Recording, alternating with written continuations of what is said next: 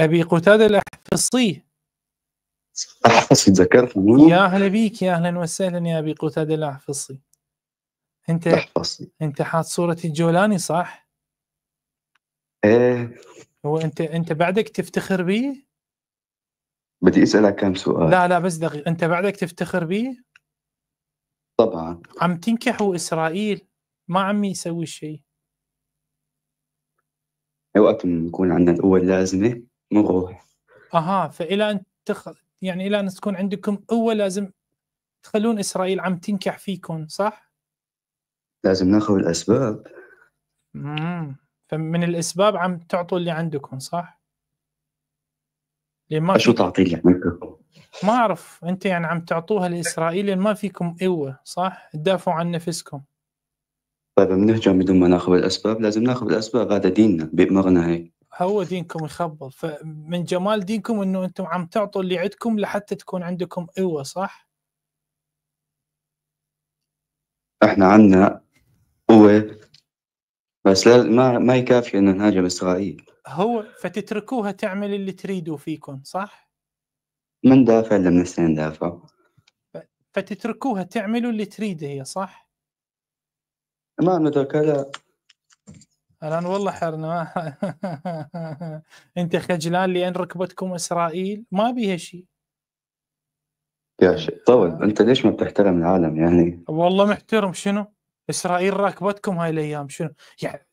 يعني شنو إسرائيل؟ طيب هلا ترش عليكم ترش عليكم ورد، راكبتكم دق قصف وصواريخ وقصف مبارك من أبناء موسس.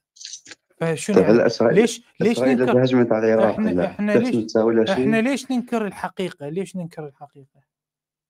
إذا إسرائيل هجمت على العراق بتحسب تحكم مع راح شيء؟ تهجم على ذول الكلاب اللي قصفوها، ما راح تهجم على الناس الأبرياء. أما أنتم كلكم جاي تقتلون بالأبرياء، فجاي يعني جاي تقصف بيكم. يعني بتقول أنت إسرائيل ما بس عم تهاجم المجرمين؟ لا، ما اريد اقول درس تهاجم، اكيد عندها مصالح اخرى، بس انتم الان مجرمين جاي تهاجمكم، وانتم تدعون القوه، هجمتم على الابرياء بالساحل قتلتوهم. طيب ليش الان ما تدافعون عن نفسكم؟ اسمع يعني قصدك إسرائيل عم تدافع عن الحق؟ اي عم تدافع على الحق، مع الله عز وجل، سنة النبي. اي نعم، اي هو يريد هذا الكلام، مو مشكله، اعطيك هذا الكلام. إسرائيل مع الحق والحق مع إسرائيل. أينما دار الأفسط طعش وجهه يميل الحق معه. أي نعم. يلا ارتاح. أنت بتعتبر نفسك هيك موالي للإمام المهدي اللي يجيك؟ أي نعم. الإمام المهدي بيقبل هذا الحكي؟ أي نعم يقبل هذا الحكي، نعم. لأن القتال راح يكون معكم ومع الشيعة. الروايات قالت اليهود فورا يسلمون.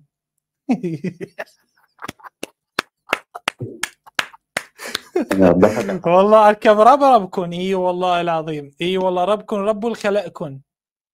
اي والله وليك انا ربك وليك انا ربك. اي والله الروايات قالت المعركة تكون مع مخانيثه صلى الله عليه وسلم اللي هم سنة النبي صلى الله عليه وسلم، والمعركة الثانية تكون مع ذولا قواويد المقاومة خامنئي وهاي بالنجف اللي هم جماعة مصحف عثمان ولا الطامة.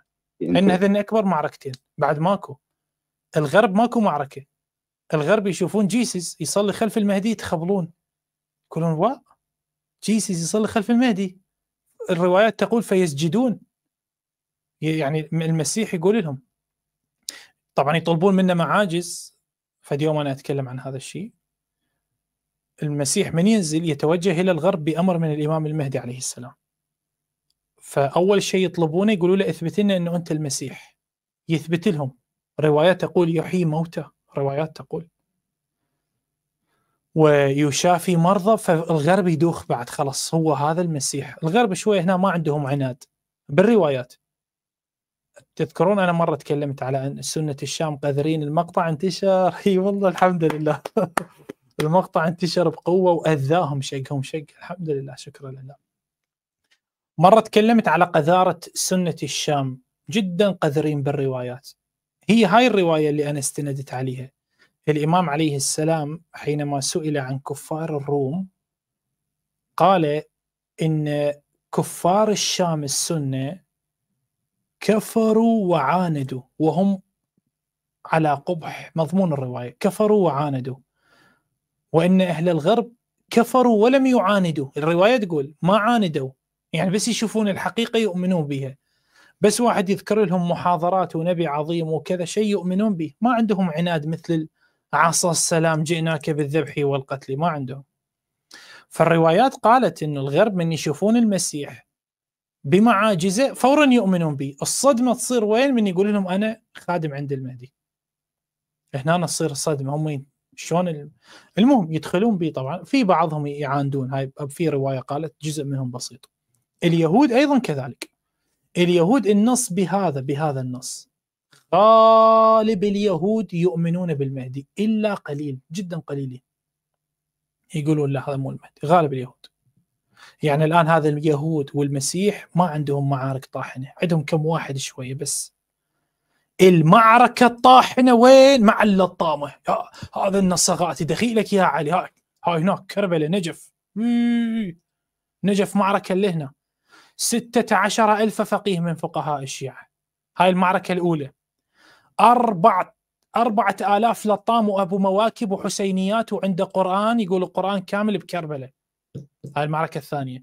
المعركة الثانية الثالثة هي مال الخسف مال الشام، كلكم تعرفوها، اللي هي جيش الجولاني السوداني، هذا الجيش ذا. فالمعارك تكون مع الشيعة اللطامة أتباع الخمس والتفخيذ والقرآن الكامل، والمعركة الثانية مع السنتيين صلى الله عليه وسلم. بس يهود ومسيحيين ما عندهم معركة. الروايات قالت عدد قليل يخالف المهدي، حتى قالت يخالف، ما قالت يقاتل، قالت يخالف والله العظيم. قالت عدد قليل جدا يخالف بس.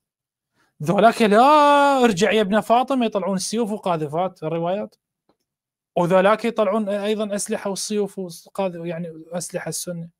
هناك المعارك بالشرق هي والله هناك بالقذارة، هناك قذارة المسلمين. اي والله لا. هذا الغير لا مسكين قل له فورا يؤمن، يشوف معاجز وهالعظمة وهالنور وهالجمال يؤمن. هناك المعارك الطاحنة.